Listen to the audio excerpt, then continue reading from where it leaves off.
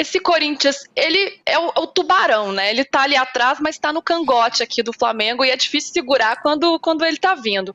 O Corinthians passou por um momento turbulento, se não em campo, fora dele, por conta desta questão do Cuca, que a gente já abordou com a Crivellari. Imagino como ficou a cabeça das meninas, né, das jogadoras, sofrendo ameaças. E aí ali, naquele período, elas tiveram a derrota para o Inter. Será que isso de alguma forma interferiu e você vê elas já superando esse momento para seguir muito forte nesse Campeonato Brasileiro?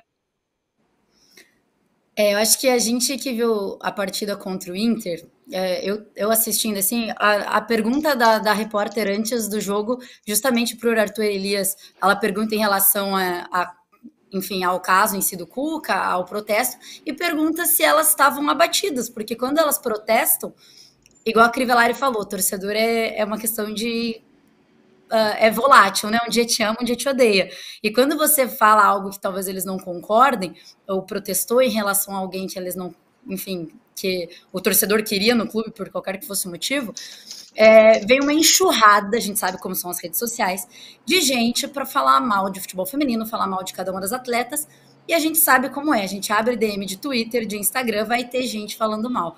E aí essa enxurrada de torcedor, desrespeitosa, criminosa muitas vezes, foi até a rede social das atletas. E eu imagino, eu vejo, sei lá, eu acho que é impossível isso não afetar de alguma forma, sabe? Principalmente o Corinthians, que está acostumado a ser tão aplaudido pela sua torcida, ser abraçado, né? Ter recordes de público atrás de recorde.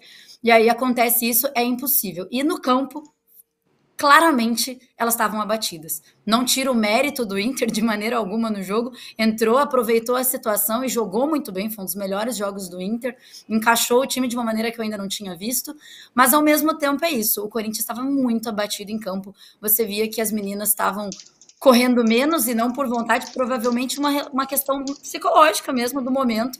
Então, acho que foi a única derrota do Corinthians no campeonato, não tem como dizer que não foi isso que afetou.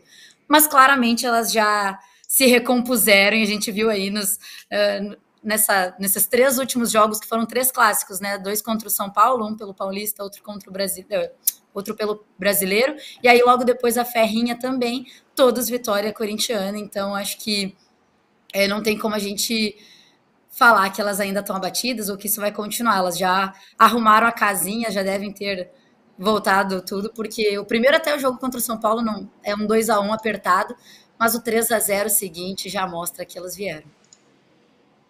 E esse time tem uma força mental, uma capacidade de resiliência muito grande, né? Tem uma experiência, Arthur Elias no comando das jogadoras é realmente muito impressionante.